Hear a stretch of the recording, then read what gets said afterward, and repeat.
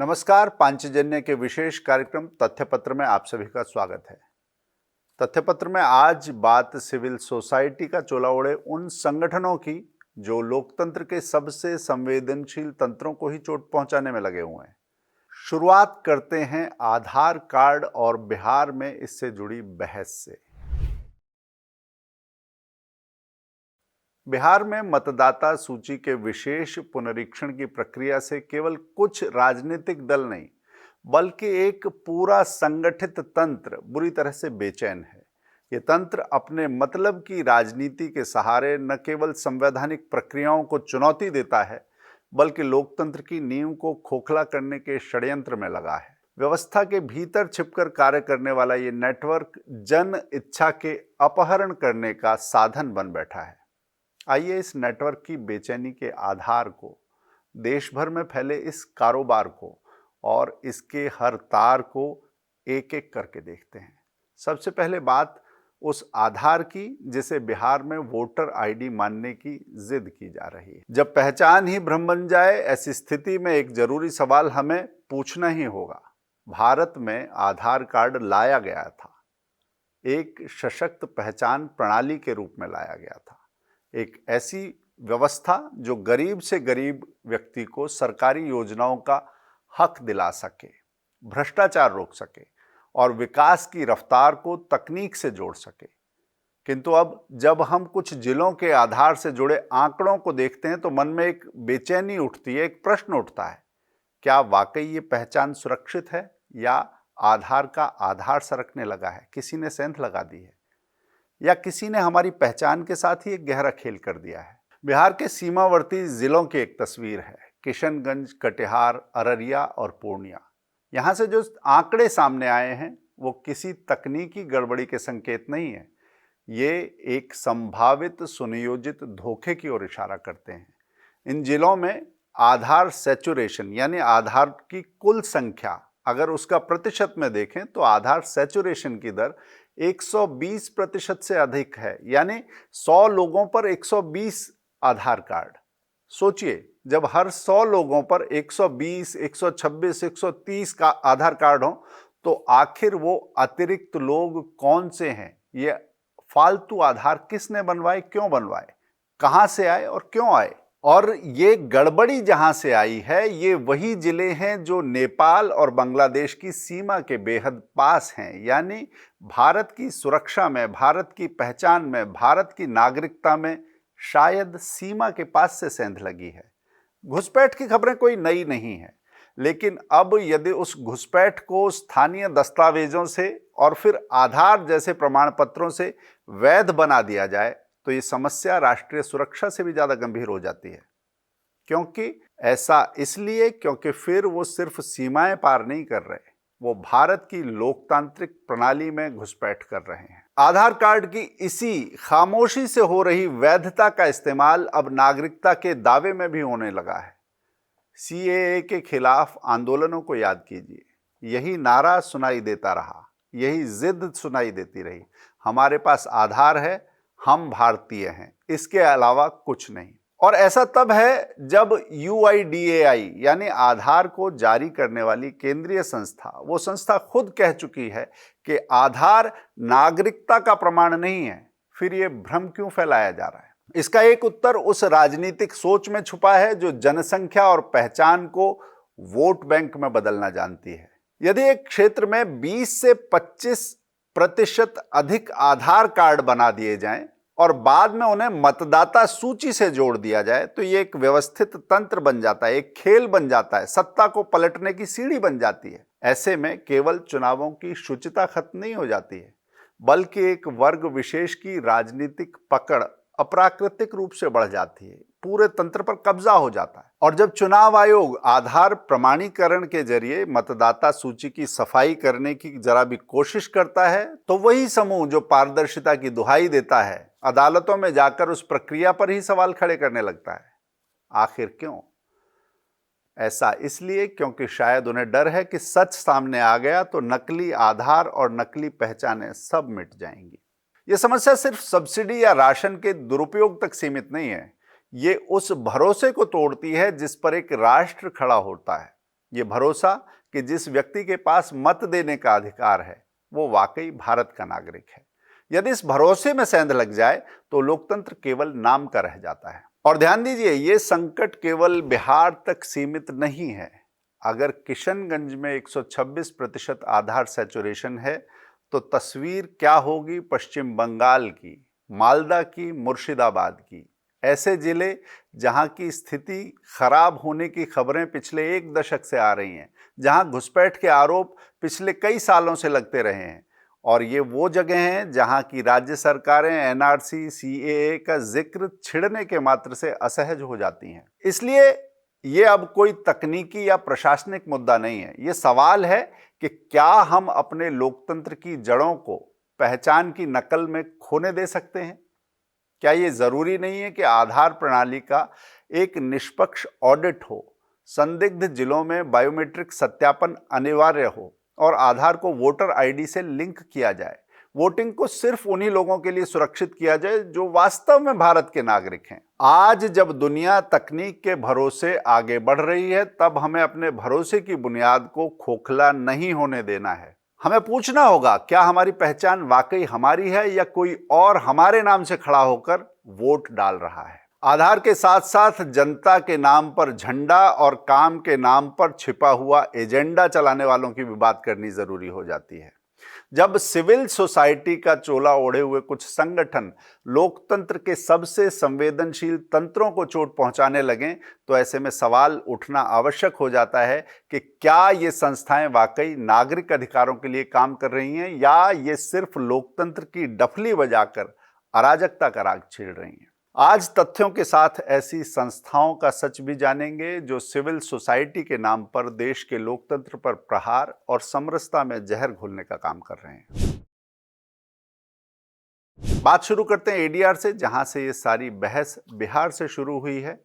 बात यह भी हो रही है कि ये चुनाव सुधार का एक नया कदम है या इसके पीछे कोई एजेंडा युद्ध छिपा है। एडीआर यानी एसोसिएशन फॉर डेमोक्रेटिक रिफॉर्म्स, नाम से लगता है कि यह संगठन लोकतंत्र को मजबूत करने वाला संगठन है, जिसका दावा रहा है कि वो चुनावी पारदर्शिता और प्रत्याशी की पृष्ठभूमि सामने लाने का काम करता है। ये सच है कि 2003 में एडीआर की याचिकाओं के चलते सुप्रीम कोर्ट ने प्रत्याशियों को आपराधिक रिकॉर्ड, संपत्ति और शिक्षा का ब्यौरा देना अनिवार्य किया था। सबको अच्छा लगा था, लेकिन 2024 में वही एडीआर एक तरफा एजेंडा चलाने वाली संस्था बन जाती है। लोग इसके विरुद्ध मुखर होते हैं। वो चुनाव आयोग के खिलाफ सुप्रीम कोर्ट पहुंच जाती है। बिहार में आधार आधारित मतदाता सूची के पुनरीक्षण को संवैधानिक उल्लंघन कहती है यही एडीआर, चुनौती देती है। जबकि चुनाव आयोग के इस कदम का सीधा उद्देश्य वोटर लिस्ट की शुद्धता को सुनिश्चित करना है। आयोग कह रहा है कि हम डुप्लीकेट, नकली और फर्जी वोटर्स को हटाना चाहते हैं। ऐसे में एडीआर की जिद क्या है? चुनाव आयोग की गलती क्या है? आप कहना क्या चाहते हैं? एडीआर कहता है यह संविधान के खिलाफ है। क्या मतदाता सूचियों को शुद्ध करना, परिष्कृत करना, ठीक करना ये संविधान के खिलाफ है? ऐसे में सवाल है, क्या एडीआर लोकतंत्र के नाम पर लोकतंत्र के नियमों के खिलाफ खड़ा हो गया है? इसी कड़ी में बात पीयूसीएल की, उस पीयूसीएल की जिस पर मानवाधिकार की आड़ में माओवादी एजेंडा को पूरा करने के आरोप लगते रहे हैं। पीयूसीएल यानी People's Union for Civil Liberties, ये संगठन नक्सल प्रभावित इलाकों में हमेशा सुरक्षा बलों पर सवाल उठाता है, लेकिन यही संगठन है जो माओवादियों के नरसंहारों पर खामोश रहता है। ये वो संस्था है जिसने 2016 में बस्तर की मुठभेड़ को फर्जी बताया था, और ऐसा तब था जब एनएचआरसी और गृह मंत्रालय की रिपोर्ट में उसे वैध ठहराया गया था। अनुच्छेद 370 हटाने को इन्होंने स्वतंत्रता पर हमला बताया था, लेकिन 370 हटने के बाद आतंकवादी घटनाओं में जो 60% की गिरावट आई, उस पर पीयूसीएल ने एक शब्द भी नहीं बोला था। पीयूसीएल की सिलेक्टिव ह्यूमन राइट्स एडवोकेसी की आलोचना खुद इसके पूर्व कार्यकर्ताओं ने की है। इनका ये रवैया बताता है कि इनके हिसाब से मानवाधिकार सिर्फ एक तरफा होते हैं। एमनेस्टी इंटरनेशनल की भी बात करनी होगी। वो एमनेस्टी जो भारत पर रिपोर्ट जारी करता है लेकिन पाकिस्तान पर खामोश रहता है। एमनेस्टी इंटरनेशनल दुनिया भर में मानवाधिकारों की बात करने वाला संगठन है।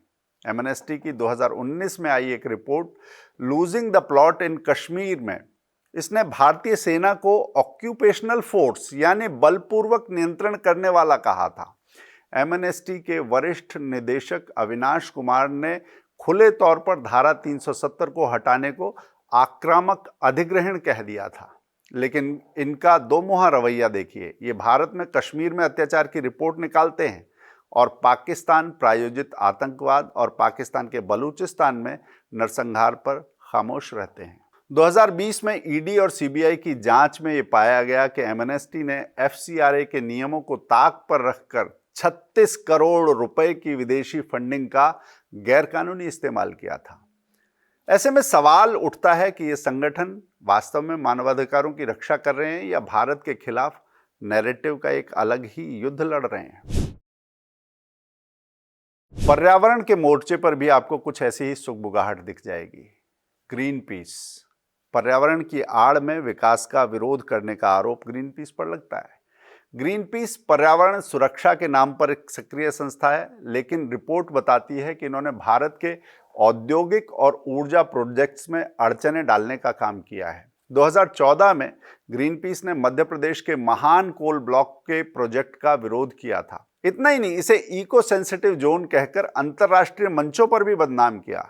जबकि वन और पर्यावरण मंत्रालय की रिपोर्ट इस प्रोजेक्ट के बारे में कुछ और ही कहती है। वो इस प्रोजेक्ट को सामाजिक और आर्थिक रूप से उपयुक्त बताती है। दिल्ली में ऊर्जा नीति पर रोक लगाने का मामला हो, असम में हाइड्रो पावर प्रोजेक्ट की बात हो, हर जगह अड़चन लगाने के खेल के पीछे ग्रीन पीस नजर आता है। ग्रीन पीस देश के विकास के प्रोजेक्ट में अड़ंगा लगाने के कई मामलों में सामने खड़ा दिखाई देता है। आपको जानकर हैरानी होगी कि आईबी की 2014 की रिपोर्ट में ग्रीन पीस जैसी संस्थाओं की वजह से भारत को 2 से 3% जीडीपी के नुकसान की आशंका जताई गई है। ये आंकड़ा अरबों खरबों में पहुंच सकता है। अब आप खुद सोचिए, क्या ये पर्यावरण रक्षा है या भारत की आर्थिक रीढ़ तोड़ने का षड्यंत्र? बात एनसीपीआरआई की भी करनी होगी, जिस पर आरटीआई के नाम पर एजेंडा चलाने के आरोप लगते हैं। सूचना का अधिकार सबका अधिकार है। इसी अधिकार को सशक्त बनाने का दावा एनसीपीआरआई यानी National Campaign for People's Right to Information करती है। लेकिन सीएए और एनआरसी जैसे मुद्दे जब गरमाए तो वहां सूचना के नाम पर खुला झूठ फैलाया जा रहा था। वहां एनसीपीआरआई भ्रम फैला रही थी, याचिकाएं डाल के विरोध कर रही थी और प्रेस कॉन्फ्रेंस करके सीएए एनआरसी के विरोध का एक जैसे राजनीतिक मंच और हिस्सा हो, एनसीपीआरआई उस भूमिका में नजर आ रही थी। जेएनयू और एएमयू में तो इसके कई सदस्य सीएए विरोध प्रदर्शनों में शामिल हुए और ऐसा तब था जब सीआईसी की स्वतंत्रता जैसे आरटीआई सुधारों के मुद्दे पर इनके मुंह पर ताला लगा हुआ था। न्यायपालिका में पारदर्शिता की मांग पर ये आंखें मूंद लेते हैं। आपको बता दें कि ट्रांसपेरेंसी इंटरनेशनल की 2022 की जो रिपोर्ट है, उस रिपोर्ट में एनसीपीआरआई द्वारा न्यायपालिका में पारदर्शिता की मांग को अनदेखा करना इंस्टीट्यूशनल इनकंसिस्टेंसी यानी संस्थागत असंगति बताया गया है। अब बात एसआईओ यानी छात्र राजनीति के इस्लामीकरण करने वाले संगठन की। एसआईओ यानी स्टूडेंट्स इस्लामिक ऑर्गेनाइजेशन। नाम में नैतिक शिक्षा दिखाई देगी, काम में इस्लामिक कट्टरता का एजेंडा। 2016 में जेएनयू में अफजल गुरु के समर्थन में जो कार्यक्रम किया गया, उसमें एसआईओ के कई सदस्य शामिल हुए थे। इनकी एक पत्रिका है, इस पत्रिका का नाम है स्टूडेंट्स एंड उम्मा। ये पत्रिका कहती है भारत का संविधान इस्लामी जीवन शैली के विरुद्ध है। यानी ये पत्रिका और ये संस्था भारतीय संविधान को ही चुनौती देते हैं। क्या ये संगठन छात्रों को शिक्षित कर रहे हैं या कट्टर विचारों के लिए जमीन तैयार कर रहे हैं? इसी कड़ी में ह्यूमन राइट वॉच को भी समझना होगा। Human right watch HRW south Asia यानी भारत पर टेढ़ी नजर और पाकिस्तान पर बेखबर रहने वाली संस्था। ह्यूमन राइट्स वॉच जिसका घोषित काम है मानवाधिकारों की निगरानी करना, लेकिन हाल ये है कि ये भारत पर तो कड़ी नजर रखते हैं, हर बात की आलोचना करते हैं, लेकिन पड़ोसी देशों की तानाशाही से नजर मोड़ लेते हैं। 2019 में HRW की एक रिपोर्ट वायलेंट काउ प्रोटेक्शन में सिर्फ हिंदू संगठनों को दोषी ठहराया गया, जबकि ठीक उसी समय मंदिरों पर कट्टरपंथियों ने 23 हमले किए थे, लेकिन ये संस्था उन हमलों का कहीं कोई उल्लेख नहीं करती। ये 370 को हटाने की आलोचना खूब करती है, लेकिन पड़ोसी देश चीन में उइगुर मुस्लिमों के डिटेंशन कैंप जो चल रहे हैं चीन में, उस पर यह संस्था पूरी तरह से चुप रहती है। इनकी इस चुप्पी की आलोचना UNHRC के सदस्यों ने भी की थी। ऑक्सफैम इंडिया को भी जान लीजिए। ऑक्सफैम इंडिया जो गरीबी हटाने और सामाजिक न्याय की बात करता है, ऐसी संस्था जो भारत के सांस्कृतिक ढांचे पर वार करती है। अपनी 2020 की रिपोर्ट में इसने भारतीय विवाह को, हिंदू विवाह को पितृसत्तात्मक शोषण का वाहक या कारक बताया था। इसके ट्रेनिंग मॉड्यूल में वर्ण व्यवस्था को ब्राह्मणवादी और फासीवादी तक कहा गया था, जो भारत की विविध परंपराओं की आलोचना करती है, बल्कि आलोचना ही नहीं, विकृतीकरण के तौर पर उसे प्रस्तुत करती है। अब बात Citizens for Justice and Peace की। सवाल है कि वास्तव में ये संस्था कर क्या रही है? न्याय की बात है या झूठ की स्क्रिप्ट है? Citizens for Justice and Peace नाम बड़ा न्यायप्रिय लगता है, लेकिन इसकी संस्थापक तीस्ता सीतलवाड़ हैं। वही तीस्ता जिन पर आरोप है कि उन्होंने 2002 के गुजरात दंगों के दौरान पीड़ितों को झूठे हलफनामे दाखिल करने के लिए उकसाया था। सुप्रीम कोर्ट ने तीस्ता सीतलवाड़ को फर्जी गवाह खड़े करने और कोर्ट को गुमराह करने का दोषी ठहराया है। SIT की चार्जशीट में बताया गया है कि गवाहों को स्क्रिप्ट दी जाती थी। सवाल यह है कि यह संस्था पीड़ितों की आवाज है या झूठ की पटकथा? इसके चलाने वाले किसके हाथ की कठपुतली है? अब बात यूनाइटेड अगेंस्ट हेट की। नफरत के खिलाफ या नफरत को उकसाने वाले घृणा के सौदागर। यूनाइटेड अगेंस्ट हेट नाम में सौहार्द टपकता है, लेकिन कार्रवाई में उकसावे की भूमिका नजर आती है। CAA NRC के विरोध में जामिया और शाहीन बाग में आयोजित धरनों में UAH के कोऑर्डिनेटर्स यानी जो समन्वयक थे, उनकी सक्रिय भूमिका देखी गई थी। दिल्ली दंगों की चार्जशीट में इस संगठन की व्हाट्सएप चैट्स का जिक्र है। ये ऐसी चैट्स हैं जिसमें प्लान्ड प्रोवोकेशन यानी सुनियोजित तरीके से लोगों को भड़काने का डिजाइन सामने आता है, ऐसे शब्द दिखाई देते हैं। UAH ने दिल्ली दंगों को एक तरफा हिंदू फासीवाद बताया था, जबकि IB ऑफिसर अंकित शर्मा और दिलबर नेगी की हत्या पर इस संगठन ने चुप्पी साध ली थी। आप खुद सोचिए, क्या ये संगठन शांति लाते हैं या वास्तव में आग लगाते हैं? लोकतंत्र की रक्षा करते हैं या उसे खतरे में डालते हैं? ये वो संस्थाएं जो खुद को सिविल सोसाइटी कहती हैं, लेकिन इनके काम में दोहरा रवैया दिखाई देता है। फंडिंग में अपारदर्शिता नजर आती है, भारत विरोधी नैरेटिव्स नजर आते हैं और एक तरफा एजेंडावादी सक्रियता कदम कदम पर पसरी हुई दिखाई देती है। प्रश्न ये नहीं कि सिविल सोसाइटी क्यों हो, प्रश्न ये है कि क्या सच में वो नागरिक समाज के लिए है या किसी वैचारिक मोर्चे या राजनीति की कठपुतली है, षड्यंत्र है? लोकतंत्र में सवाल उठाना जरूरी है, पर जवाबदेही भी उतनी ही जरूरी है, क्योंकि जब लोकतंत्र की डफली बजाकर अराजकता का राग गाया जाए तो जनता को पहचानना होगा कि असली संगीत कहाँ है और शोर कहाँ से उठ रहा है। आज के लिए इतना ही, फिर मिलेंगे तथ्य पत्र में।